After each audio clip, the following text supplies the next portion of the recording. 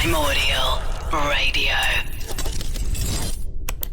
All right, Primordial Radio. I'm Dewsbury, joined for this very special show by, I would say, two guests, but it's more like one guest and one partner in crime from Sky Sports F1, one of my bezies.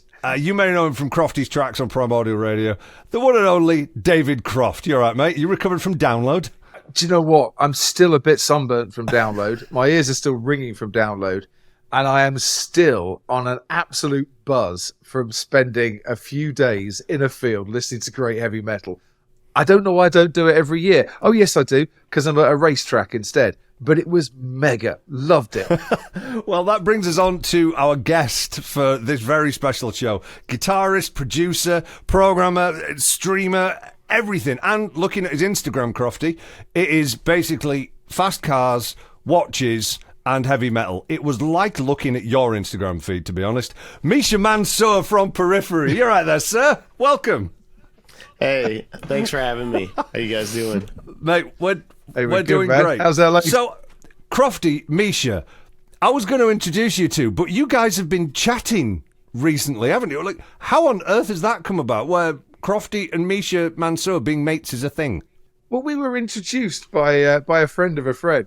And we discovered that we're kind of kindred spirits in that we like fast cars, watches, Formula One, and rock music. And I have to admit, Misha, when it comes to rock stars, I do get a little bit giddy whenever I'm talking, as you well know. The best thing is you get a bit giddy when you're talking F1 as well. And yeah. we've had some properly good chats recently, and it's been an utter delight to get to know possibly my most creative friend. Now, I think I can call you that. You are the most creative person I've ever met. Your stuff is amazing. I love your band, your little band, as you described them. It is a little band. It's a little band. No, it's a mega band. And I can't wait to come and see you. Even though we're friends and you're coming over to the UK during the Belgian Grand Prix. How does that work, yeah? Yeah, that's bad timing, isn't it? But this is the way that it goes. But yeah, no, we had a mutual friend introduce us, and it turns out that we have a lot of similar interests. And also, this is incredibly surreal for me because I'm a massive. Anyone who knows me knows what a massive F1 fan I am, and you are the voice of F1. So I feel like I knew you very well, and it was very, very surreal. So I was a little bit starstruck when we first started talking, but yeah, it's been an absolute treat. It happens like that at first, doesn't it? But then you get to know him. to- Then you get to know him a bit better, and it's like, oh, Yeah. oh man. Do you know the best thing? The best thing was, Dewsbury, that somebody on social media, because we conversed a bit on social media as well, or I mentioned Periphery. I forget how it came about, but someone says, "Oh, you should have a chat to Misha. He loves his F1." And so I just replied back, "Well, yeah, actually, yeah, we've been chatting for the last couple of weeks." And they were like, "Oh my God, no! Wow, that's amazing!" And everyone I speak to that knows Periphery, the first thing they say is, "Oh yeah, you've got to chat F1 with Misha." Your F1 super fan status is more legendary, I think, than your music sometimes. No, well, it should be, because music is kind of it's kind of my job. It's a weird way to put it, but it's my job. So this is like the passion, Cars have always been the passion. The way I explain it to people is, I got into music and I thought about doing music when I was 13 or 14, saw or got some Nirvana CDs, got into grunge. I was like, oh, that'd be kind of cool, right?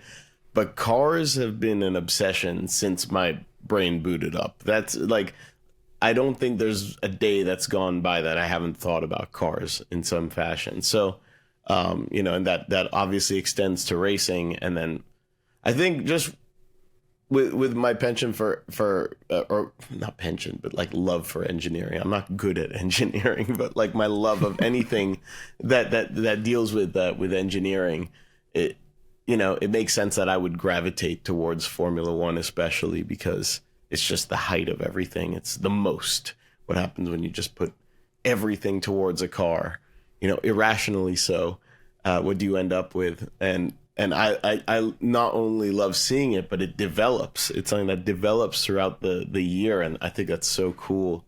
very much unlike a spec series. So it sort of tickles the right part of my brain, and I just got absolutely obsessed with it.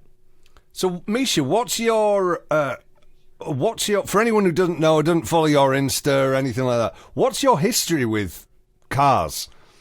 What is it about it that, and what is your literal history with cars? Because there's some flash stuff on your Insta. It's interesting because it gets misunderstood sometimes, I think, because, again, I like anything that sort of pushes the limit. I tend to like exotic cars and sports cars, anything that offers an experience that you can't sort of get from a regular car, that sort of opens this world. If you think about it, is like, this is the only way to experience something like this. I think these cars also can be the kind of cars that people will flex with or show off with, and they are kind of showy by nature, oftentimes. So it could sometimes give off the wrong idea, and that's something that I had to be very sort of careful to explain. Like, this is for me, This is just for me. I don't care about anyone seeing me in these cars, but they unlock experiences. You go to a track or a good canyon road or a twisty road, and there's nothing quite like it. So I think it started with maybe just this innate understanding that I would love it if I ever got to drive it. Because I got into cars well before I was able to drive. That would have been terrible if I'd learned to drive and be like, oh, I don't like this at all. But, if for whatever reason, now that I'm thinking about it, it's kind of weird that I loved it even more as I got the experience to drive them and drive more and more cars. And I don't know, I'm just kind of obsessed with them. And I think I do tend to gravitate more towards, the cars that sort of push the technology forward and push the experience forward, just because it all sort of ties in together with all the other stuff I like. Can I say and add here that in answer to your question, the R8 is by far the better car compared to the Boxster Spider. I was just looking at that on Insta. I wouldn't ever fancy.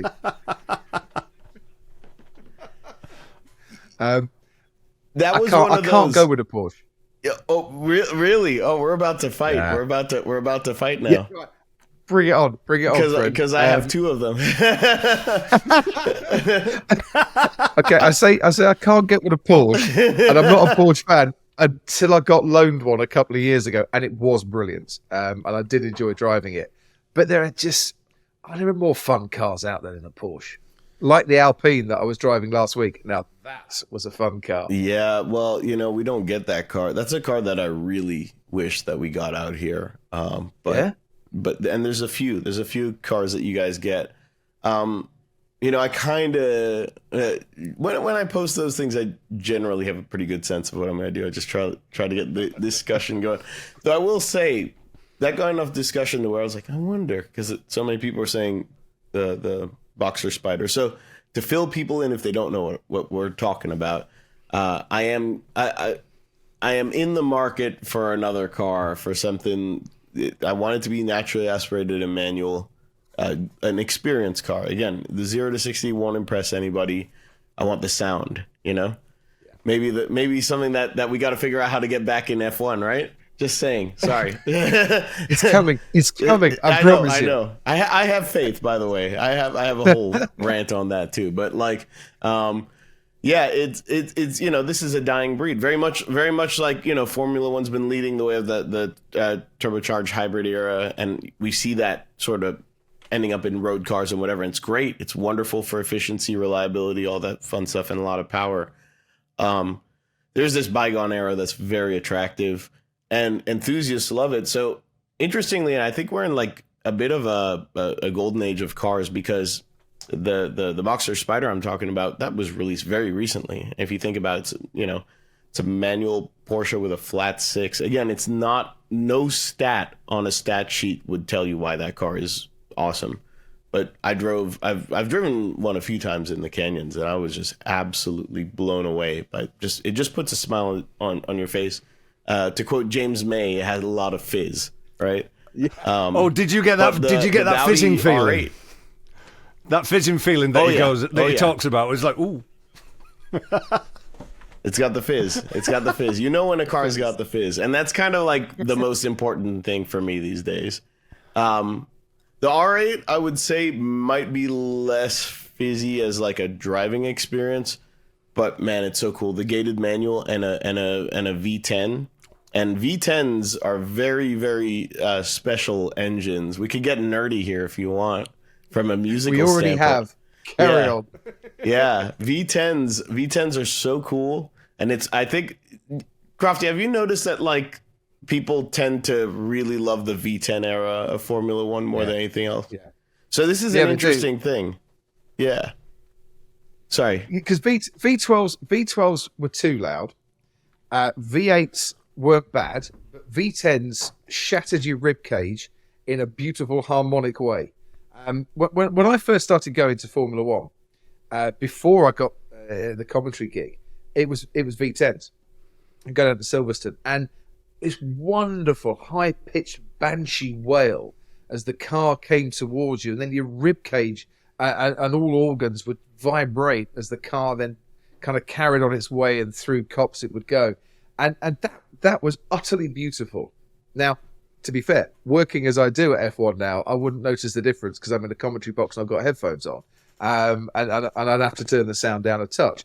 But I would love to see that come back again. The trouble we've got is that manufacturers these days don't want to be producing, naturally aspirated V10s quite so much. They want the hybrid technology. They want the electrical technology. And what F1 are doing from 2026, we're getting really nerdy here, is to get sustainable fuel into engines. Now, there's 1.6 billion cars on the road at the moment, and if F1 could develop a sustainable fuel that saves the planet a little bit and doesn't add to the global warming that other cars can use too, we've done our bit for the planet, and we can carry on driving V10s and V8s for the rest of the time, because we've got a fuel to drop into them, and that's the big thing, I think, for 2026 and beyond.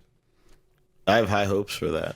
And I actually was talking to, of all companies, some Porsche engineers who are really big on the synthetic fuel train, and they're like, there's not been a lot of attention for it because all the investment and all the attention's gone into green technologies and electric cars and whatever. And I think electric cars are great, for the record, but I think they are part of the answer, not necessarily the only answer. And there's certain contexts in which I think, electric cars probably the most ideal format. Like our mutual friend has a Rivian, and I went off-roading with him the other day, and it is unbelievable what that car can do off-road. Unbelievable. It absolutely blew my mind.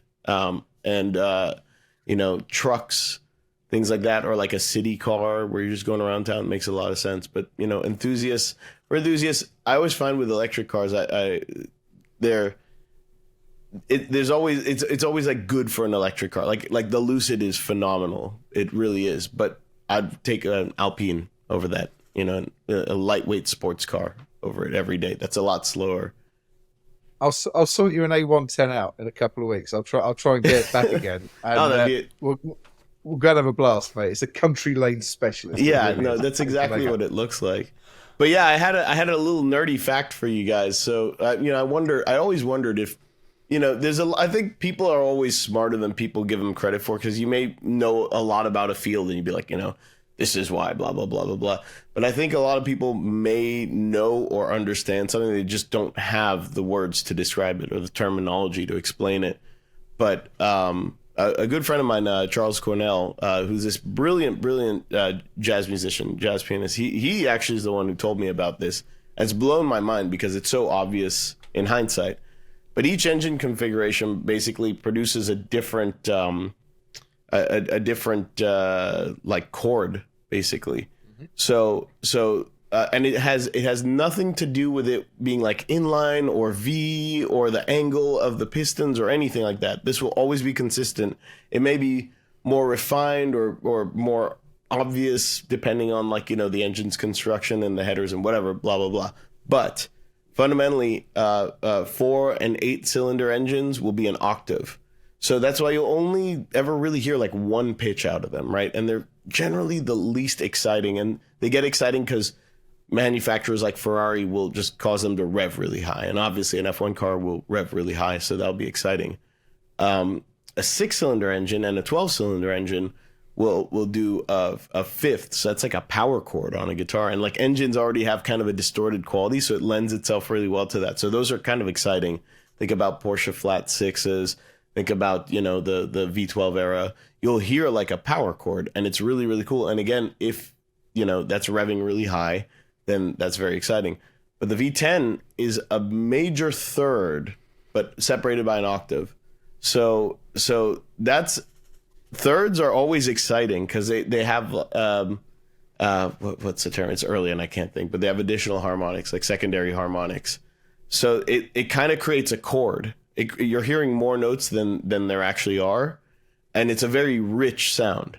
It ends up being a very interesting and harmonically complex sound. So, and that's just going up. And then if you have that with a car that also revs very, very high, that's very exciting. So I think people tend towards the V10s just because they're the most harmonically rich and complex sound. Even if they don't have the terminology to explain it, they hear that and they're like, oh, that's V10. Oh, I love that, Anyways, long story long, I'm probably getting the R8 with the V10. Well done. Basically, using music theory to explain why V10s are the best. Yep. But it would be... Yeah, we're using the musical justification. It would be such a sad thing. Like, if you imagine, 10, 20 years in the future, if Gen Z now, if they think back nostalgically about the sound of the internal combustion engine. Imagine that in 20, 30 years' time. Oh, we had those when I was a kid. The answer is not electric, as you say. That's a temporary solution. The answer is find something that doesn't destroy the planet that you can use to make your car go faster. I mean, you can use things, and we are getting really nerdy here. You can use things like algae. Algae you can burn as a fuel, and there's a lot of that covering various ponds and lakes around the world. Develop that. And get rid of something we don't want and turn it into something that we do want. I think, look, I'm not an expert on any of this stuff, but I think some of this, you just kind of use a little bit of your knowledge of history and how the world tends to work, and you just sort of follow the money. If people have invested a lot in one thing, that's going to be sort of the path that people take. Was it Winston Churchill who said, Americans will always do the right thing after they've tried everything else? I kind of feel like maybe that might be the attitude where everyone's gonna. I think we'll eventually end up on the right path after everyone tries everything else. But I think there'll be probably a good mix. And as I say, sometimes people don't like EVs, if you're into cars or whatever. But I like them, but I just don't like them as the only solution. And I think. Yeah. For enthusiasts, sound is such a big part. And then you get in that discussion of we could synthesize the sound. And for some reason, that doesn't sit right with me. But maybe the next generation won't care. I don't know. But then surely, as a musician, like a purist musician would, I want my guitar plugged into my amplifier. And I want that pure sound of, I want the Marshall valves or whatever it happens to be. But as a musician... You do that all the time, the reamping, the digital sound. So surely that's just the automotive version of what you already do musically. It's interesting you say that because, I see so many parallels. I kind of started with the digital generation. The only reason I even got sort of a start with music was because I could use my gaming computer to record at home. And at that point in time, that was unheard of. You had to go to a studio of some kind before that. So the freedom and the ability to just record at home whenever you wanted just opened up all these doors and gateways, right? But it also, there's a lot of tension from the sort of purists and people who just sort of built their entire lives around analog hardware, and maybe rightly so, because they spent their entire life learning this art and developing this art, and it kind of just got superseded by computers that you just had at home already, right? So this analog versus digital thing, I think extends to a lot of different fields these days. And again, it's such a cop-out answer, but like, what do I like? Well, I like both, I think there's cases where both are great. For example, when we were tracking our last album, we were using plugins because, for one, you can just change them on the fly. You capture a DI, so you just capture your performance, and then you could do what's called reamping, where you can then pass it through whatever amp you want after the fact. But the performance is captured, the editing is captured, and it's, as a workflow thing, it's very easy. So that's digital, right? But then when we're reamping it, we were running it through my collection of amps, of tube amps, which is very sort of traditional, right? And then when we go to play those songs live, we're using an Axe-Fx, which is digital again, because tube amps are heavy and they're annoying to arrange. But we'll probably backline some tube amps to have on stage for stage sound, so that it's a mix. So what's coming out of the PA is digital, and what's on stage is analog. So it's just, you can see how we dance between the two as is convenient. So it's really weird you say that. So I went to see The War on Drugs recently. As Dewsbury will tell you, I am a massive fan of that band. And Misha, I've already sent you one of their tracks just to have a listen. They're great. Long guitar solos, Dewsbury. Don't mock them. But I got 3 people from the front. I was right down the front. I was right in the centre. Because I thought, do you know what? I'm going to roll back the years and I'm going to go, where the cool kids are. And Adam, the lead singer, lead guitarist, has got all his amps arranged. He's got about 8 amps, all mic'd up and stuff. And I heard a completely different set or sound for that set than I've ever heard them before. Because when you're a bit further back, you're hearing all the digital coming out of the PA. But I'm hearing his amps louder than anything else that's going on. In fact, I had to watch them on the BBC on the Glastonbury set just to experience the concert properly, because I got his amps, which, trust me, I was not complaining about whatsoever, because his guitar solos are just unique. But it's a massively different sound that's coming out that way. And I'm glad you've explained it to us a bit, Misha, because I'd never really thought that there are different sounds that are happening either in the studio or live on stage either. I'm just the plebby fan who goes there to get in the mosh pit. Well, there's always the amp in the room sound, and you're getting a bit more of that. It's not in the room, but you're hearing, an amp being pushed through a speaker, which is, sort of imperfect by design. Like, it's not a full range speaker, because that's what we want out of guitar cabs, versus something that's mixed and going through a full range line array, that's coming out, being mixed at front of house, where that's probably the ideal place to listen to that, because that's where it's being mixed. They're extremely different experiences, and we use in-ears live, and they're extremely cold and clinical. Like, the vibe is gone, but the resolution is insane. So it makes you a better player because you can hear yourself. But that's the kind of thing, and you sort of experience that yourself. So the imperfect room, amp in the room sound, or the live amp, it's so vibey, but you're not going to hear the detail, and you can't really use that. Like the mix coming out the PA will be part of the equation, but it won't be the whole thing, and most people can't just listen to that and get the full picture. But yeah, everyone's trying to straddle that line and find the perfect middle ground. I think in just about every field, now that computers have taken over, now that there's digital options for everything, you see this same battle everywhere. We're all going to be out of work soon. AI is going to take over. Right. That's the new revolution. They're going to clone the pair of us, and Dewsbury, I think you won't be too far behind. Spotify are already doing my job. Make hay while the sun shines. They've got the Spotify AI DJ. They're already doing my job, man. Man. Oh, do you know what? They also did this at Wimbledon this year for the tennis on the highlights. They had an AI commentary for their highlights packages for Wimbledon Online. I mean, that's just wrong. Like a voice? Sorry. Yeah, like a voice. Like doing commentary. How they do it, I don't know, but that is just so wrong. How did it sound?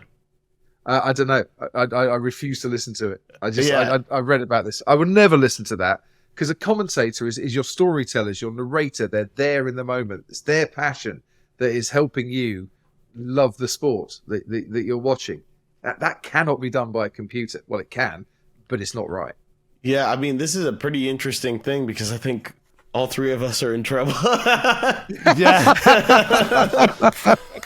I don't think anyone here gets away. That it's there's writer strikes because of this. There's a lot of the reality of this. And the funny thing is, I've sort of been following this, again, being a bit of a tech nerd. I've been following this, God, for the better part of a decade. People have been talking about it. But I think, for mass consumption, until the general public sees some sort of tangible thing they can interact with, it just feels like this nebulous, distant fear. And then all of a sudden you had, DALL-E and Chat GPT and things like that people could, and Midjourney, people could actually like interact with these things. And they're like, oh, the possibilities. But it's interesting because I don't know what the future holds, but I'm a fan of Sam Harris. I don't know if you guys listen to him or are aware of him, but he's been talking about and interviewing sort of experts in this field, and they've been saying, God, for many years now, that's like it's already too late. They're like all the things are in motion, all the research is there. Like by the time the public finds out about it, it's already way too late. There's nothing that can. And you see this already where like you can't undo. You can't be like, hey, stop developing. Yeah, like uninvent this thing. And that's the trouble. So this thing's scary. So uninvent the virtual horse is bolted. Yeah, exactly. Yeah, the horse. The horse. What is we bolted. need to do then? Yeah, what we need to do, Mish, is for your next album. Yeah, is you need to release a double album, one that's AI created and one that you and the band have created, and just see if A, people can spot the difference. If they can't, then we're really in trouble. And B, which bit people think. This could be the new R8 versus the Porsche Boxster debate on this one. It's interesting because I think we almost get lulled into a false sense of security. I think AI is currently good at like, let's call it 90% of the work, right? And very specific tasks. Like you'd mess around with Chat GPT and it was great at putting together, let's say, an essay on a topic or writing these like lyrics in a really formulaic way, but kind of clever. But then you start to see the formula, right? But then you see, a lot of AI art really struggles with hands and mouths and teeth and things like that, right? It's that last like 5-10%, right? And it just seems like that last 5-10% is very, very hard to get. And that's the part that probably separates it from what we do. However, I do feel like it might be a little naive to be like, well, it'll never get that, and once it does, then we're really in trouble. So I think that's just a matter of time. Like we're safe for now. And there are probably certain fields that are very unfortunately replaceable by AI. And then probably a lot that aren't, because it could do sort of a good impression in a vacuum, but it couldn't do the whole job. Like commentating. Like I'm sure like in that little segment, it can do it just fine, but the whole picture it can't. But I also think it would be naive to think that wouldn't develop in the next 5 years to where it would be scary. Well, have you seen the pushback that Disney and Marvel have had? The credit sequence to, is it Secret Wars? The new series with Samuel L. Jackson. They've got AI-generated artwork in the credits. And I've seen quite a few folks online pushing back going, come on, Disney, this isn't cool. It kind of fits with the whole Skrulls taking over people, the kind of vibe of the show. But come on, they're one of the biggest companies in the world. They should be paying actual, creatives and artists to doing that. And this is kind of the point that I think a lot of people are making. That, come on, it's a hard enough time for artists. You should be paying these people. So, Misha, can we talk about the band just a little bit? Because you're coming to the UK sometime soon, and I can barely believe that you're coming over for a one-off gig, like your one and only UK gig this year, and Crofty's going to be in Belgium for it. Literally that day he's going to be in Belgium. So what's the logistics like for that one-off gig? So I always tell people, especially when we're playing sort of a headline set like we're playing there, we're going to do a full headline set. You do sort of the same amount of preparation as you do for one show as you would for like a 5-week tour, which is frustrating. So we're out of pocket for a week. We fly out on the 24th. We're going to rehearse in London. We've got a BBC session that we're doing, like recording a few songs. I should know more details about that, but I don't. I'm very embarrassed. I told Crofty I would find out, but I didn't. Oh wow, I had a cool. busy week. But we're doing this BBC session in London, and after that we're heading to Manchester. So we're basically spending a week in the UK, just to play the one show, which sounds like a lot, but if anything, it's kind of a tight schedule because getting that one set together is the same amount of work, as long as you're doing the same set.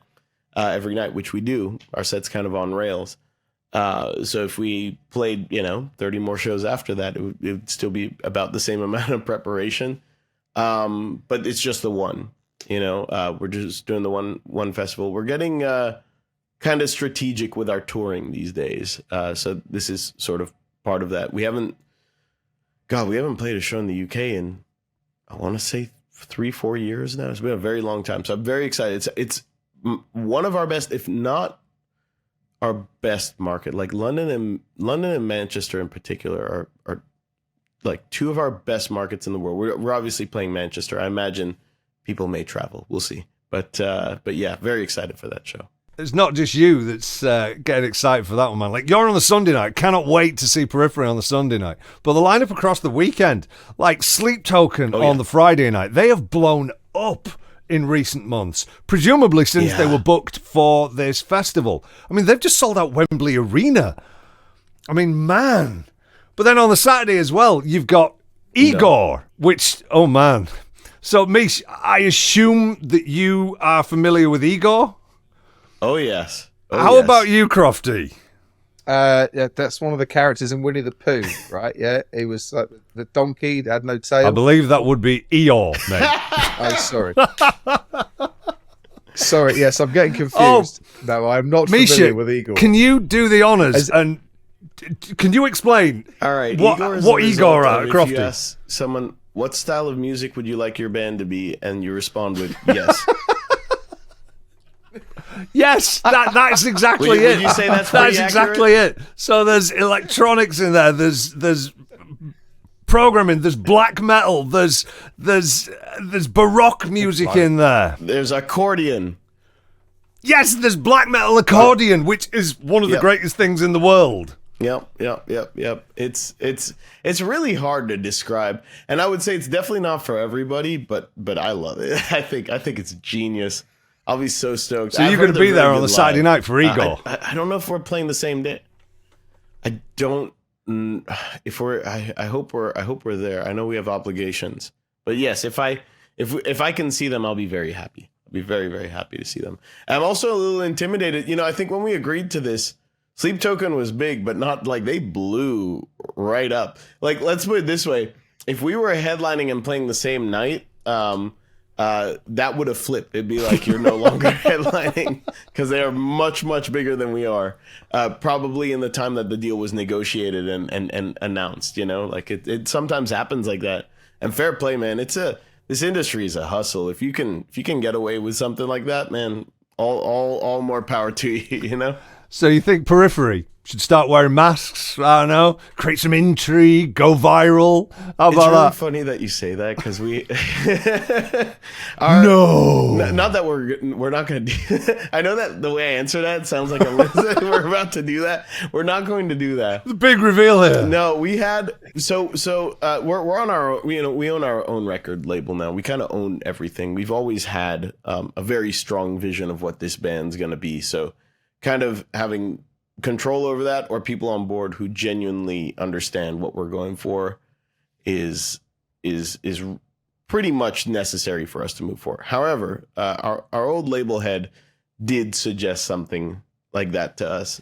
And again, it sounds silly, and it was silly to us, and we said absolutely not. But he wanted us to wear masks, and I get where he was coming from. He was like, yeah, it's the intrigue, it's the mystery that's sort of lost, and it is kind of sexy to do that. Like Ghost does it, and it works really well for them. But I think in the case of both of these bands, yeah, you have to have a concept that you believe in, and you have to stick to it from day one. Like it has to be a core part of your band's identity. It can't just be something that you just sort of like, oh, we're wearing masks now for the time being, you know? Slipknot's another good example. And I'll tell you a really cool story. We were playing, was it Sonosphere back in the day? It was in the UK. It was either Sonosphere or Download, I forget.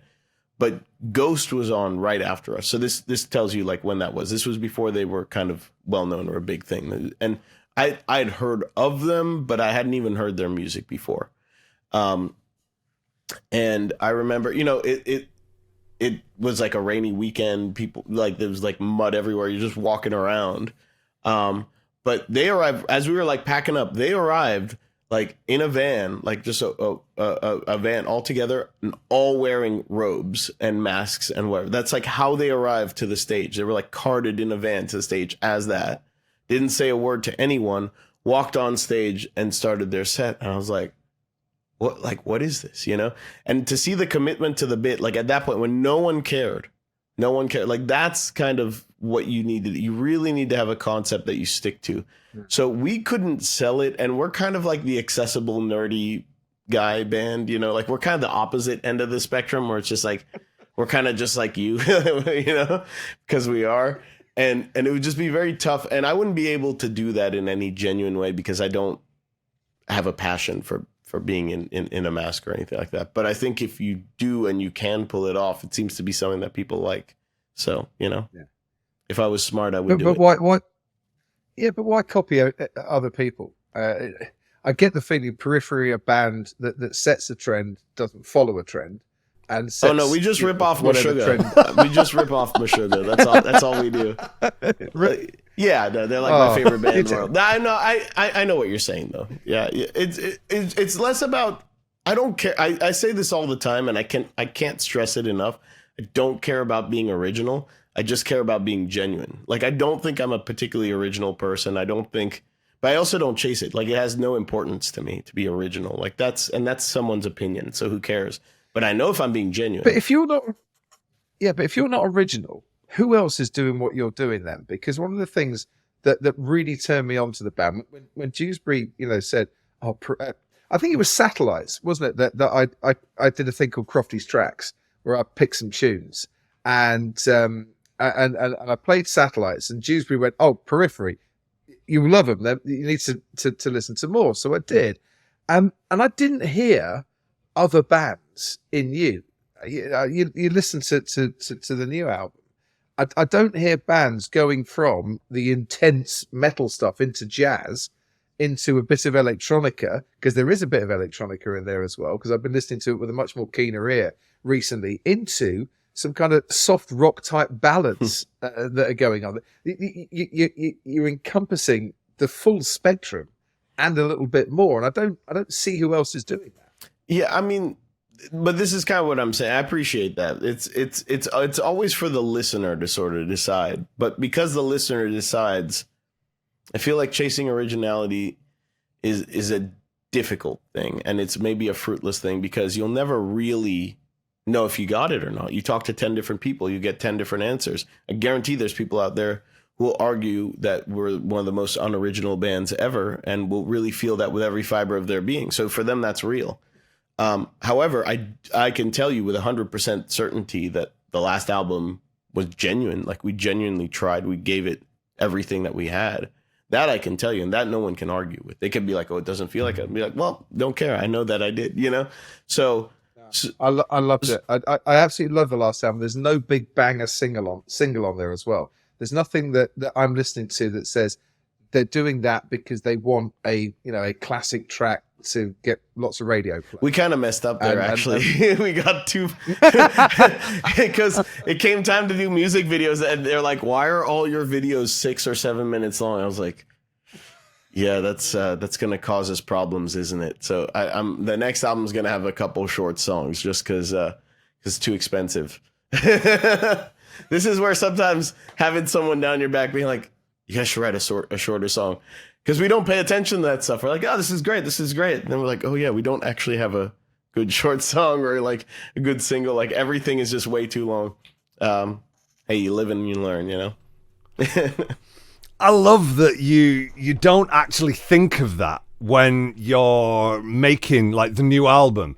Because looking back, like Hail Stan, there's probably 3 or 4 tracks that could be like standalone singles, like these ones could work. You know, you could put like Sentient Glow, Blood Eagle, all those ones kind of thing. But with the new album, it does feel like, because there's no obvious kind of, this is the radio song. Because of that, it does feel like it's just you guys being genuine, which I absolutely love from the new album. It's just you making the music that you needed to make. Thanks, man. I mean, we've always had that attitude, though. It's always been, we like, even when we had our record deal, we had full creative control. So the only difference was that you had to have conversations about stuff, and we would always entertain ideas, but we had the right to say no, and we said no a lot, you know. But we also wouldn't just say no just to say no. So sometimes they try to push for radio campaigns. We tried a radio campaign once because we had a song that was 6 minutes long, but we could do like a 3.5 minute radio edit, and it became a pretty good radio song. And we're like, cool, like I've got nothing against that. We did it. It got rotation. It actually did pretty well. Which song was that? And then they're like, cool, make us. There was a song called Alpha. It was a while back. It's off of Juggernaut Alpha. But then they were like, great, that was awesome. That went really well. Do another. And it's like, no, like we didn't even do that one. Like that just worked out that way. So if things work out, great. But we never. It's kind of not the point. Look, the reality is we don't make enough money off of this band to not just do it for fun and not have it just be like the best time. And we're not. The band's just not going to be big, and that's fine. That's like that. It doesn't matter. It's actually freeing to accept that and to just have it be this passion project where I get to make music with my best friends and some of my favorite collaborators in the world, you know? And when it becomes about that and it could just be this thing that's amazing that we get to do, like that's the best. And the music is the byproduct almost, you know? Like I'm the most excited working on the album. After the album's out, I'll like listen to it once and then I probably won't listen to it for years. It will be, you know, other than practicing it to play it live or something. But like, you know, then it's on to the next. Then it's like, I want to create more. So it's kind of a weird thing to explain, but it's always sort of about the process itself. And that's why all this other stuff like radio campaigns or, you know, oh, you could be playing bigger shows or whatever. It's like, yeah, who cares? You know, we're having fun. Yeah. And you've still got house, health, you know, happiness, decent car in the driveway. There are degrees of big out there. And I wouldn't say your band are so obscure no one's actually heard of them. You're headlining a festival, for heaven's sake, in Manchester, which is a long way from LA. So don't put yourself down on that one, is what I'm saying. I'm not putting myself down. I'm just being realistic. You know, there's a glass ceiling to when you're in a progressive metal band, you know, and that's fine. I think so many of these things, and I'm sure you'll agree in all your fields that you work in, like a lot of the disappointment comes from sort of poorly managed expectations, right? So if you have realistic expectations, it's great. Maybe you'll slightly surpass them. Maybe you won't, but at least you'll be sort of in that realm where it's like, all right, this is realistic, you know? And sure, I want to push the band as far as it will go, but I also look at where it's at and I'm like, I like this. I like where we're at. I'm quite happy. And I don't want to be making decisions that sometimes you just get sucked into like, oh, well, if you do this, then you could be a bigger band. You could do it. It's like, wait, I don't care about that. How about I make decisions that make us happy, you know, that focus more on our happiness, our quality of life. And this is, getting to do festivals like this is great. This is the kind of stuff we want to do. But, when you think about it, we just put out an album and we are going to be playing a total of 11 shows this year. This is all by design. These are all things that are very strategic, that we're working with our management to sort of, like, these are the things we care about, putting the kinds of shows that we want to put together, and not sort of just getting sucked into the machine in the way that every band does. Like we've gotten in the past where it's like, well, this is what you're supposed to do, and that's what you're supposed to do. You do this so that you can do this then, and then eventually you do this. And it's like, this is not why we got into music. Like, we did it because it was fun. Sorry for the rant. I was just going to say, I love the fact that of those 10 shows, so not Radar Fest, you're doing double nighters in 5 different venues, and a different set list on each night, which I think is a brilliant concept. Yep. And it actually allowed Metallica at Download this year to play something that wasn't, the classic hits all the time.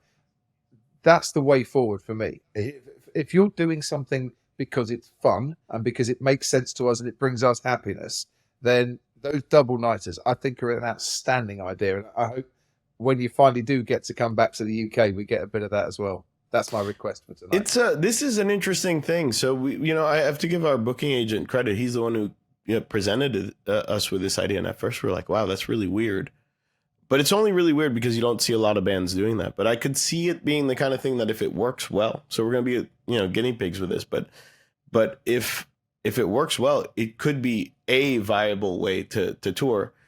Talking about logistics with someone who's in Formula One is kind of funny, but like, I'm sure you and all the teams have felt the increases in cost everywhere, right?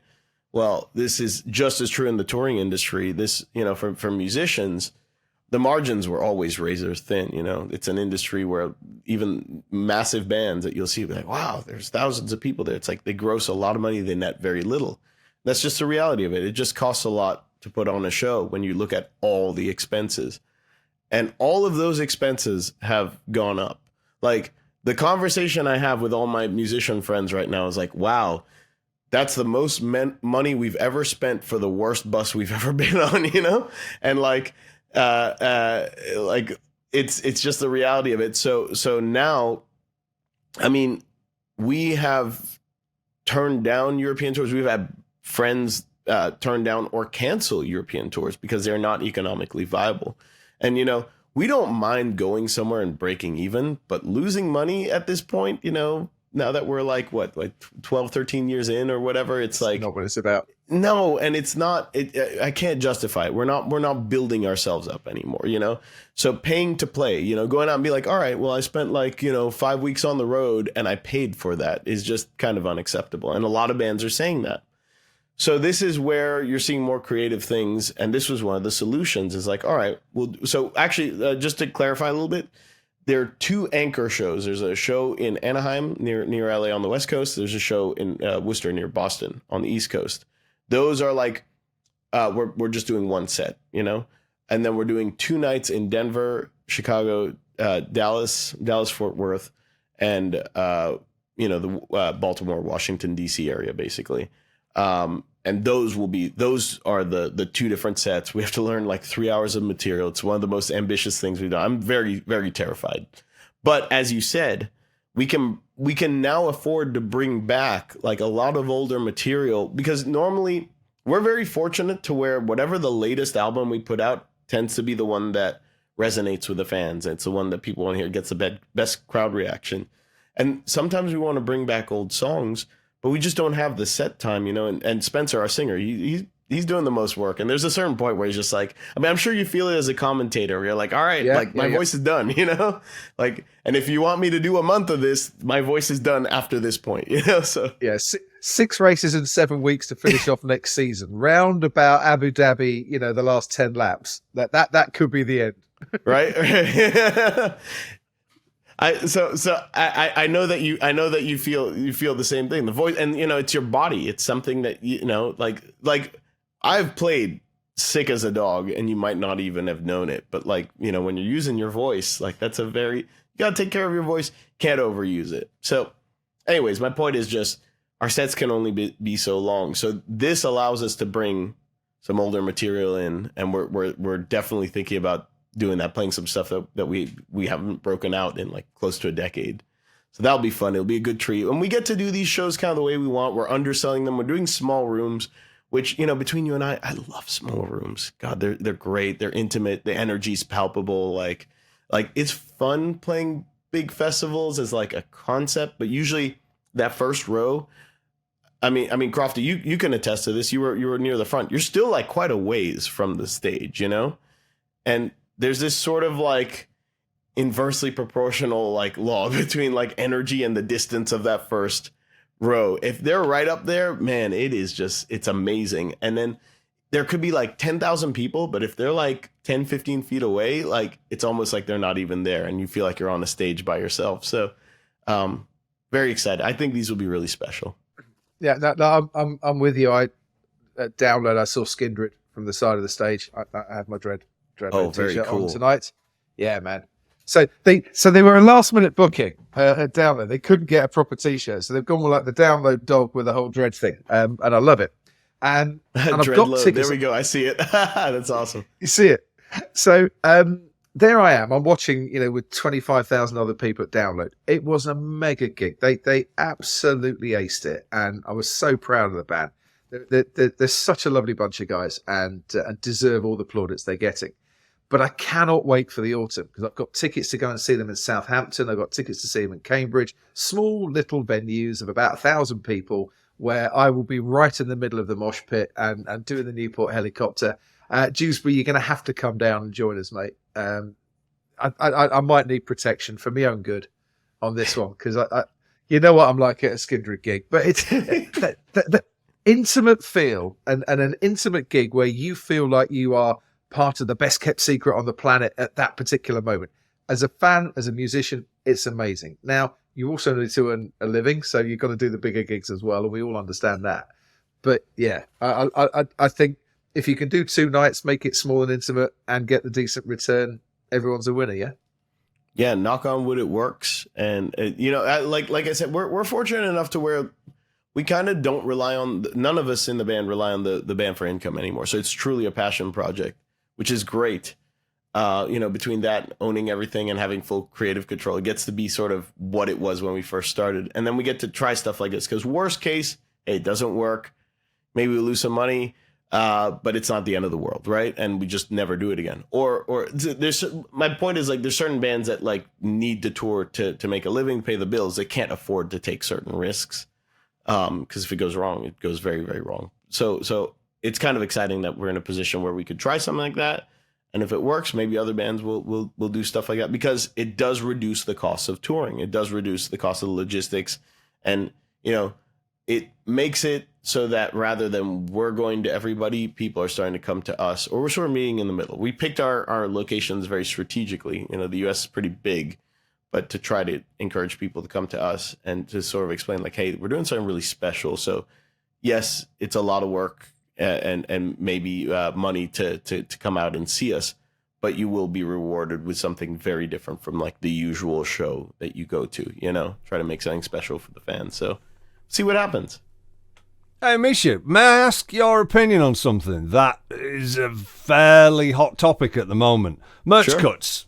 Now, there's been loads of artists coming out talking about how merch cuts are terrible and they're killing I have so bands, much to say, which but I might get in trouble. Arguably, you know, they ain't ideal for the artist, they ain't ideal for the paying audience either. But as a band who, as you've said, you know, Periphery isn't how you pay your rent, your mortgage, your whatever.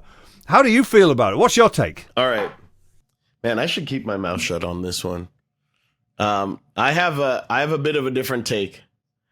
But I do think it's a reasonable take. And as with all things, sometimes you need to look at the whole picture or something. So here's the thing about merch cuts. Yes, they suck. Yes, we pay them. But they're always negotiated and you've always signed for them. So my issue is I feel like sometimes what you're seeing is less an issue with the merch cut and more someone realizing that their booking agent negotiated a really, guess where? Or should I not? A really shitty merch cut. Pardon my French. But really shitty merch cut into the deal. Well, why would they do that? Well, because the way that these things work, you could, let's say your band got like offered $800 a night as the guarantee, right? The booking agent could say, well, how about we do 1,000 and you guys get a 25% merch cut? Now, the venue's happy with that, right? They'll be like, all right, or promoter will be like, yeah, cool, let's do that. The booking agent's happy because he gets money off the commission. The merch cut doesn't affect him, right? So of course he's gonna push for the higher number, and now it's the band that takes the merch cut. Now, if the band's not part of this conversation, they're not aware of that. They're like, God, these merch cuts suck. But this was all negotiated, and they technically signed for it, you know? So it's just basically finding stuff in your contract after you signed it that you're like, oh, I don't like that. I wish I hadn't done that. And then my answer is like, well, then read your contracts, you know? It's like if you find something in your record deal that you're like, oh, man, they own our masters. Or God, like they had options for like 4 albums. I thought they were our options, not theirs. You know, that's kind of on you, you know? And maybe it's ignorance as to how these things work. And it feels kind of cool because I am talking about, you know, people in my industry or whatever, you know, and I feel bad because merch cuts as a concept, I think are bad. But my answer is you can negotiate them out. You'll just take lower guarantees. So it's really up to you as a band. Do you want to bet on yourself to be able to make more? You know, you're basically asking like, okay, like, I think I could make more money. I could net more money, even with a 25% merch cut, with the extra guarantee, plus the merch will sell that night, even after the cut. Or do I think we'll do better the other way? And that's how you need to make your decision. And then you need to talk to your booking agent or whoever's negotiating this, or if you're doing it yourself, you need to make sure that the language is clear. But what isn't happening is venues being like, oh yeah, by the way, there's a merch cut. And if that's happening, then that's wrong. And that's, you know, illegal because that's not been agreed to. So I know it's a bit of a hot take, and I really hope someone doesn't clip this and make me look like a dickhead. But like, I think it's just contracts. Like at the end of the day, it's just a contract. And if you don't like it, negotiate your contract the way that will make you happy. Misha, personal responsibility is something that went out of fashion about 10 years ago, I think. And people need to wise up to the fact that you have still got control of your own destiny in this world, if only you read the small print. But as a fan, on the subject of merch cuts, if bands are losing out a little bit, can I just ask, why is it that bands through their websites don't start selling tour merch when the tickets go on sale? So whenever I go to a gig, I buy a T-shirt. It's my way of making sure the band get a decent, you know, wedge when lots of agencies and whatnot are taking money out of the ticket price. So I'll always go and buy the T-shirt. But if you start selling the T-shirts and the tour merch when the tour goes on sale, you don't have to go with all the merch cuts because you've done most of the donkey work selling yourself, and people have got all their merch when they're actually going to the gig. I'd like to be wearing, and I will be wearing, this Skindred T-shirt when I go to go and see Skindred next time. But I bet there'll be other T-shirts on sale, and I wish they'd go on sale a bit sooner because then I wouldn't have to take 2 T-shirts to the concert. I'm tying myself up in knots, but you know what I mean on this one. I mean, it's an interesting point. I hadn't really thought of it that way. I think the reason that we do it is just, you know, exclusivity, to make something kind of special. Like, I don't even know if I should be saying this, but I know that we're going to be doing like special merch for these shows. Like each of the double shows will get their own unique, you know, merch, and that we won't put online because we want it to be for the people that were there. It's kind of. But you can put it online to the ticket holders, can't you? Because all the tickets now are all, there's no such thing as paper tickets anymore. So now when you buy your ticket, here's your link with your digital ticket to your tour merch that the band can then control. You know, that might be very possible, and that might be a really great idea. I need to talk to management about that. Yeah, it could be a really good idea. I'd never thought of doing something like that because, you know, my first thoughts are like, well, it'd really just be if the architecture that we use to sell it could support something like that. which maybe it can, but maybe we just haven't asked that question. But that's actually, it's good to get these perspectives, from. While we're talking t-shirts, by the way, I've got a great range of Through Goes Hamilton t-shirts that I got designed for some shows in Australia that I did. Because the reason why I know a bit about merch and that is that I did some shows in Australia and I did my own merch down there. Look, here comes Sebastian Vettel. Oh, man. Go back a bit. Where do you get these? So that was... I got them made up. I got them designed. No, but where do I get them?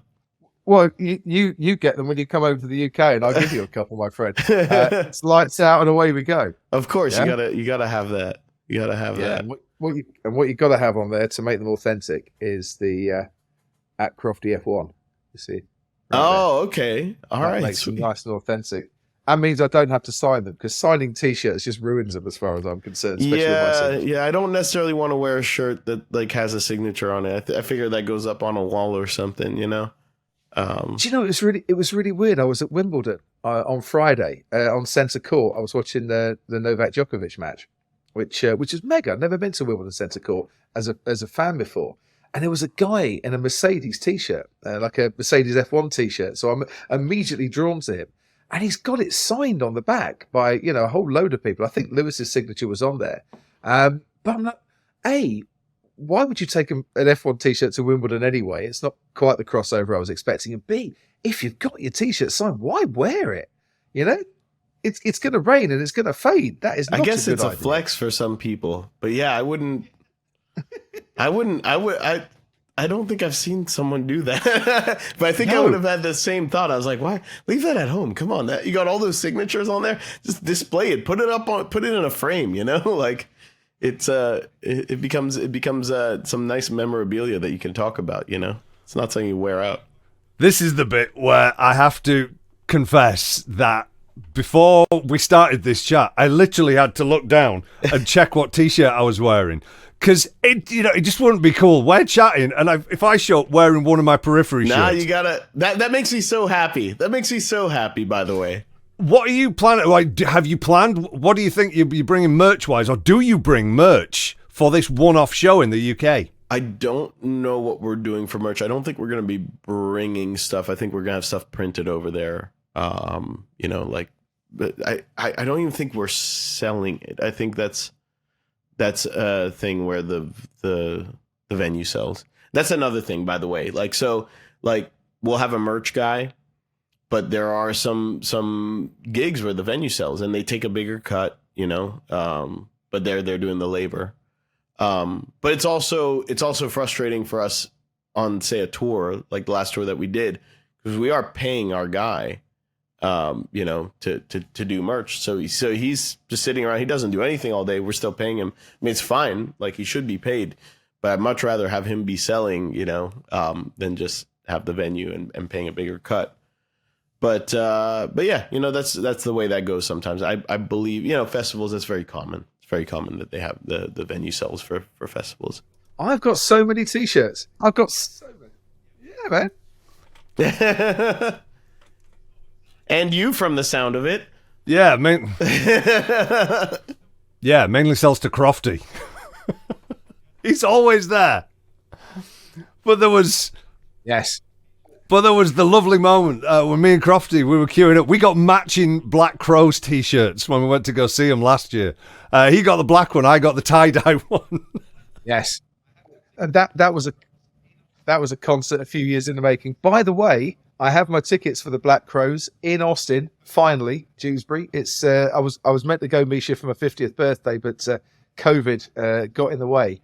But the day after the Austin Grand Prix, the Black Crows are supporting Aerosmith in Austin, and I am so there. I have my tickets. It's cost me a lot of money. But see, I love it when certain bands actually do their touring schedule around the F1 calendar, so their mates can come and see them. Thanks ever so much to Aerosmith and the Black Crows. Look, that's Steven Tyler. What a man. I bet Steven Tyler will get a Crofty t-shirt, yeah? There's probably a lot of F1 fans in that sphere. I mean, I should not admit this. I really shouldn't admit this. So just pretend you didn't hear this, but it needs to be out of my body. But I would... Oh, God, I can't believe I'm saying... I would rather be at Spa.